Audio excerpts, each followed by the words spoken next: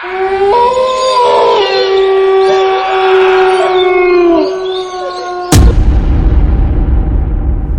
Friends, ఈ video మొదలుపెట్టే ముందు మీకు ఒక చిన్న రిక్వెస్ట్.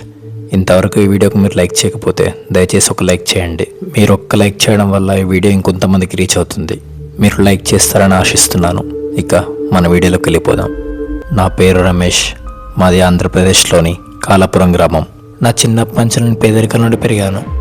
నాకు 15 సంవత్సరాలు వచ్చినప్పుడు నాకు తెలిసిన పని ఒకటే, ఇంటింటికి తిరిగి పేపర్ వేయడం. అది 2009వ సంవత్సరం. అప్పటికి పేపర్ బాయ్గానే చేస్తున్నాను.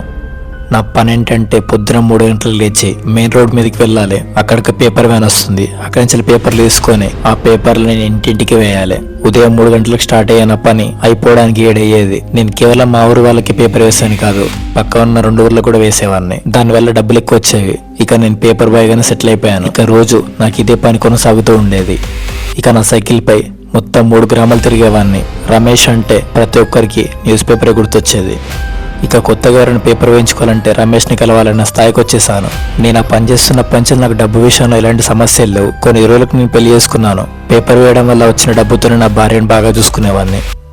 అలా సుమారుగా ఒక 3 సంవత్సరాలు గడిచింది. అలా హాయిగా కొనసాగుతున్న నా జీవితంలో జరిగిన ఒక యథార్థ సంఘటన గురించి మీకు చెప్పబోతున్నాను. అప్పటికి నాకు ఒక పాప పుట్టింది. అయితే పెళ్ళైన పంచలు నేను ఎప్పుడు మా అత్త మామ ఇంటికి వెళ్ళేవాడిని కాదు. ఎందుకంటే నేను డైలీ న్యూస్ పేపర్ వేయాలి. ఆ కారణంతో పెళ్ళైన పంచలు నేను ఎప్పుడు మా అత్త వాళ్ళ ఇంటికి వెళ్ళలేదు. కానీ నా భార్య మాత్రం పదే అడుగుతూ ఉండేది. కానీ నాకు ఎప్పుడు ఇదే పని ఉండడంతో ఎప్పుడు నాకు వీలయ్యేది కాదు. తను పదే అడుగుతుంటే నాకే చాలా బాధ అనిపించింది. అయితే ఒక రోజు రాత్రి నేను భోజనం చేస్తున్న సమయంలో నా భార్య నాతో ఇలా అంది, ఏవండి నేను పంచులు చెప్తున్నాను మా అమ్మ వాళ్ళ ఇంటికి వెళ్ళొద్దామని, కానీ మీరే పట్టించుకోవడం లేదు. కానీ ఈసారి సంక్రాంతికి మా అమ్మ వాళ్ళ ఇంటికి వెళ్దామండి అని అంది. ఇక తను అలా అనడంతోనే నేను ఆలోచనలో పడ్డాను. కొద్దిసేపు ఆలోచించి సరే అని చెప్పా. ఈసారి సంక్రాంతికి ఖచ్చితంగా మీ అమ్మ వాళ్ళ ఇంటికి వెళ్తున్నాం అని చెప్పా. అలా చెప్పేసరికి నా భార్య చాలా సంతోషించింది. ఉదయాన్నే వాళ్ళ అమ్మ నాన్న కూడా కాల్ చేసి చెప్పింది. వాళ్ళు కూడా చాలా సంతోషించారు. అప్పటి నుంచి నా భార్యకు ఆనందం ఆగడం లేదు. ఎప్పుడెప్పుడు సంక్రాంతి వస్తుందా అని ఎదురు చూస్తుంది. ఇక నేను ఎవరి కిందైతే పని చేస్తున్నానో ఆ ఏజెంట్ దగ్గరికి వెళ్ళి చెప్పాను, ఒక 3 రోజులు మా అత్తమ్మ వాళ్ళ ఇంటికి వెళ్తున్నాను, ఈ 3 రోజులు పేపర్ వేయలేనని చెప్పాను. తిరిగి వచ్చాక మళ్ళీ నా పని నేను చేసుకుంటా అని చెప్పా. ఇక మా ఏజెంట్ కూడా సరే అని ఒప్పుకున్నాడు. ఈ 3 రోజులు వేరే పేపర్ పని పెడతాలని చెప్పేసి నన్ను పంపించేశాడు. ఇక నేను ఇంటికి అలా వెళ్తుంటే నాకు తెలిసిన ఒక అంకుల్ అలా కలిశాడు. అతనికి నేను డైలీ పేపర్ వేస్తాను. తను నాతో చాలా క్లోజ్గా ఉంటాడు. తనకి 2 కొడుకులు, ఒక బిడ్డ. తన వైఫ్ హౌస్ వైఫ్గా ఉంటుంది. చాలా మంచి ఫ్యామిలీ వాళ్ళది. నేను ఒక పేపర్ బాయ్ అయినప్పటికీ కూడా నన్ను చాలా బాగా చూసుకునేవారు. వాళ్ళ 3 పిల్లలు హైదరాబాద్లో జాబ్ చేస్తున్నారు. ఆ 2 భార్య భర్తలు నాకు చాలా రెస్పెక్ట్ ఇచ్చేవారు. ఇంట్లో ఏమైనా పిండి వంటలు చేసుకుంటే ఖచ్చితంగా నాకు ఇచ్చేవారు. అలాగే ఇంటికి తీసుకెళ్తానికి బాక్స్లో పెట్టి మరీ ఇచ్చేవారు. నేను డైలీ పేపర్ వేస్తుంటే అంకుల్ డైలీ హాయ్ చెప్పేవాడు. అలాగే వాళ్ళ భార్య కూడా నాతో చాలా బాగా మాట్లాడేది. ఇక వాళ్ళ ఫ్యామిలీని నా ఫ్యామిలీలా ఫీల్ అయ్యేవాడిని. ఆ అంకుల్ నన్ను ఎప్పుడు బేటా అనేవాడు. ఇక అక్కడ కలిసిన అంకుల్తో నేను ఇలా చెప్పాను, అంకుల్ ఒక 3 డేస్ నేను పేపర్ వేయడం లేదు, మా అత్తమ్మ ఇంటికి వెళ్తున్నానని చెప్పా. అవునా బేటా, క్షేమంగా వెళ్ళి లాభంగా రండి అని చెప్పి అక్కడి నుంచి వెళ్ళిపోయాడు. ఇక సంక్రాంతి రోజులు వచ్చాయి. ఇక నేను, నా భార్య, నా పాప ముగ్గురం మా అత్తమ్మ వాళ్ళ ఇంటికి వెళ్ళాం. ఆ 3 రోజులు అక్కడ బాగా ఎంజాయ్ చేసి రిటర్న్ వచ్చేసాం. ఆ రోజు రాత్రి వరకు ఇంటికి చేరుకున్నాం. ఆ రోజు రాత్రి అన్నం తినేసి పడుకున్నాం. ఇక ఉదయాన్నే 3 గంటలు లేచి మా ఏజెంట్ దగ్గరికి వెళ్ళాను. ఈ రోజు నుంచి పేపర్ వేస్తున్నా అని చెప్పా. అలా పేపర్లు వేస్తూ ఆ అంకుల్ వాళ్ళ గల్లీ సైడ్ వెళ్ళాను. ఇక నేను ఆ అంకుల్ వాళ్ళ ఇంటి సైడ్ వెళ్తుంటే వేరే తను వచ్చి నన్ను ఆపాడు, అటు సైడ్ ఎందుకు వెళ్తున్నామని. ఆ అంకుల్ వాళ్ళకి పేపర్ వేయడానికి అని చెప్పా. వెంటనే అతను ఇలా అన్నాడు, రమేష్ నీకు అసలు నిజం తెలీదా?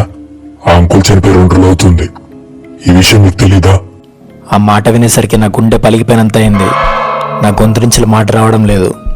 ఏంటన్నా మీరు చెప్పేది? అంకుల్ చనిపోయాడా? అసలు నువ్వేం మాట్లాడుతూ నీకు అర్థమవుతుందా అని అడిగేసరికి అలా దారి నుంచి వెళ్తున్న పర్సన్ కూడా వచ్చి, అవును, ఆ అంకుల్ చనిపోయాడు. ఆ మాటలు వింటూనే ఆ అంకుల్ వల్ల ఇంటి సైడ్ చూశాను. ఇక నేను అక్కడే నిలబడిపోయాను. నేను వేయాల్సిన పేపర్లు చాలా ఉన్నాయి, కాకపోతే నా మనసు అక్కడి నుంచి కదలడం లేదు. అక్కడే ఉండిపోయాను. అలానే ఆ ఇంటినే చూస్తున్నాను. కాసేపటి తేరుకొని ఆ మిగిలిన పేపర్లు వేసేసి నా ఇంటికి వెళ్ళిపోయాను. అలా రోజులు గడుస్తున్నాయి.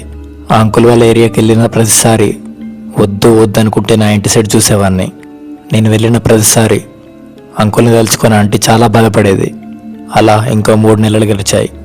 అయితే వాళ్ళ ఇంటి చుట్టుపక్కల కొన్ని ఇల్లులు కట్టుకుంటున్నారు కొంతమంది. గృహప్రవేశం చేసిన తర్వాత ఆ ఇంట్లోకి చేరుకున్నారు. కొత్తగా ఇల్లు కట్టుకున్న వాళ్ళు కూడా పేపర్ వేయమనడంతో నేను అక్కడ కూడా పేపర్ వేసేవాడిని. కానీ కొత్త వాళ్ళకి పేపర్ వేయాలంటే ఆ అంకుల్ వాళ్ళ ఇంటి దగ్గర నుంచి వెళ్ళాల్సి వచ్చేది. ఇక ఆ ఇంట్లో ఉంటే ఆంటీ చాలా బాధపడుతూ ఉండేది అంకుల్ని తడుచుకొని. ఆయన జ్ఞాపకాలతోనే గట్టి గట్టిగా ఏడుస్తూ ఉండేది. తను ఇక్కడ ఉంటే ఏమైపోతుందో అని తన ఇద్దరు కొడుకులు హైదరాబాద్ తీసుకెళ్లారు తనని. ఎప్పుడైతే ఆమె ఇంట్లోంచి వెళ్ళిపోయిందో ఆ ఇంట్లో ఎవరు లేరు. అయితే ప్రతిరోజు వాళ్ళ ఇంటి ముందు వెళ్ళామని చెప్పాను కదా. ఒకరోజు 4 గంటలకు వాళ్ళ ఇంటి ముందు వెళ్తుంటే అప్పటికి వర్షం పడుతుంది. నేల మొత్తం తడిసిపోయింది. నా సైకిల్ నడపలేకపోతున్నాను. అలా నడిపించుకుంటూ పోతుంటే నా కాలు జారుతున్నాయి.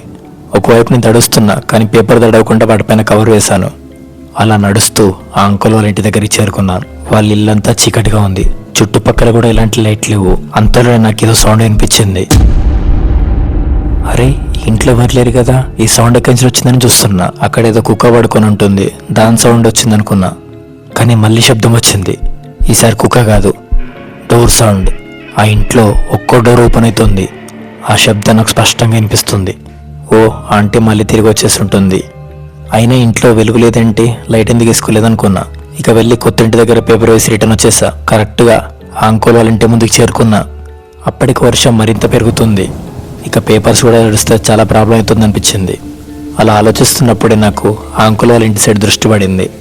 శబ్దం వస్తుంది కాబట్టి ఆంటీ లేసే ఉంటుంది అని నా సైకిల్ మెల్లమెల్ల నడిపించుకుంటూ ఆ ఇంటి వరకు వెళ్ళాను.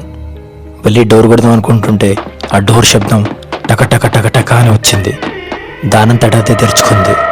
డోర్ అయితే తెరుచుకుంది, కానీ అక్కడి నుంచి ఏ మనుషులు ఊపడట్లేదు. ఆంటీ ఇంత చీకట్లుందంటే అని ఆంటీని పిలిచాను. తాను పలకడం లేదు. కానీ ఒక్కసారిగా ఎవరది? ఈ సమయంలో ఇక్కడికి వచ్చారేంటి? అని శబ్దం వినిపించింది. అలా మాట్లాడుతూనే నా వైపే వస్తున్నట్టు శబ్దం వినిపించింది. ఆ వాయిస్ వింటుంటే నాకు అంకుల్ వాళ్ళ పెద్ద కొడుకు గుర్తొచ్చాడు. ఆ అన్నది సేమ్ అంకుల్లానే ఉంటుంది వాయిస్. తనెవరు కాదు, అంకుల్ వాళ్ళ పెద్ద కొడుకే. వాళ్ళ అమ్మకు తోడుగా కొన్ని రోజులు ఉండడానికి వచ్చాడేమో అనుకున్నా. అలా నడుస్తూ నా వైపు వస్తున్న శబ్దం అనిపిస్తుంది, కానీ ఇంతకీ నా వైపు రావడం లేదు. ఎలాగో ఇంత దూరం వచ్చాను, పైకి వర్షం పడుతుంది. ఆ అన్నని కలిసేసి వెళ్దామనుకున్నా. ఆ అన్నయ్య కూడా నాకు చాలా క్లోజ్గా ఉండేవాడు. అన్నయ్య, అమ్మ పడుకుందా అని అడిగా. కానీ అవతల సైడ్ నుంచి అసలు సమాధానం రావట్లేదు. కానీ నడుస్తున్న శబ్దం మాత్రం వినిపిస్తుంది. ఆ అన్నయ్యకి వినిపించలేమో అనుకున్నా, కానీ మళ్ళీ పిలిచా. కానీ ఈసారి అవతలి సైడ్ నుంచి ఆన్సర్ వచ్చింది. బేటా, నువ్వేనా? ఎవరు అనుకున్నా, రా ఇంట్లోకి అని పిలిచాడు. అంతే, ఆ మాటలు విన నాకు చెమటలు పడుతున్నాయి. అక్కడ వర్షం పడుతున్నా కూడా నాకు చెమటలు పడుతున్నాయి. ఆ గొంతు మొదట అన్నయ్య అనుకున్నా, కానీ అది గొంతు అన్నయ్య కాదు, ఆ అంకుల్దే. ఆ అంకుల్ బతుకున్నప్పుడు నన్ను ఎప్పుడు బేటా అని ఎట్లా పిలిచేవాడో ఇప్పుడు కూడా అలానే పిలుస్తున్నాడు. అప్పటికే చనిపోయి చాలా రోజులు అవుతుంది ఆయనే. ఒక్కసారిగా నన్ను పిలిచేసరికి నా గొంతు నుంచి మాట రావడం లేదు. ఏమైంది బేటా, ఇంకా బయట ఉన్నావు? లోపలికి రా అని పిలుస్తున్నాడు. అలా అంకుల్ అలా పిలుస్తుంటే నా గుండె ఆగిపోయినంత పని అవుతుంది. అలా భయపడుతూనే, ఎవరు మీరు అని అడగ్గా. అలా అడుగుతున్నాడు బేటా, నా ఇంట్లో నేను ఉండకుండా ఎవరుంటారు? నిన్ను మీ అంకుల్నే కదా అని సమాధానం ఇచ్చాడు. ఆ మాటలు వింటున్న నాకు కాళ్ళు వణికిపోతున్నాయి. అలానే ఆ తలుపు వైపే చూస్తున్నాను. ఆ అంకుల్ కనిపించడం లేదు, కానీ అటు ఇటు నడుస్తున్నాడు. అలా నడుస్తూనే, రా బేటా, చాలా రోజులు కలుసుకున్నాం, నీతో మాట్లాడాలనిపిస్తుంది, దా అని పిలుస్తున్నాడు. మీ ఆంటీ ప్రజెంట్ ఇక్కడ ఉండడం లేదు. అలాగే మా పిల్లలు ఎప్పుడూ హైదరాబాద్ ఉన్నారు. కానీ నాకు ఈ ఇంటిని విడిచిపెట్టుకోవాలనిపించట్లేదు. ఒంటరిగానే ఇంట్లోనే ఉంటున్నాను. చాలా రోజుల నుంచి నా పేపర్ వేసేది నేను కిటికీ నుంచి చూస్తూనే ఉన్నాను. కానీ పలకరిస్తే ఇక్కడ భయపడతావా అని నిన్ను పలకరించడం మానేశాను. సరిగా నాకు పేపర్ కావాలి అని నా వైపు వస్తున్నాడు. నా వైపు వస్తున్న పాదర శబ్దాన్ని నేను తట్టుకోలేకపోతున్నాను. చాలా భయం అవుతుంది. నా కాళ్ళు వణికిపోతున్నాయి. ఒకవైపు భయం, ఒకవైపు ఆశ్చర్యం.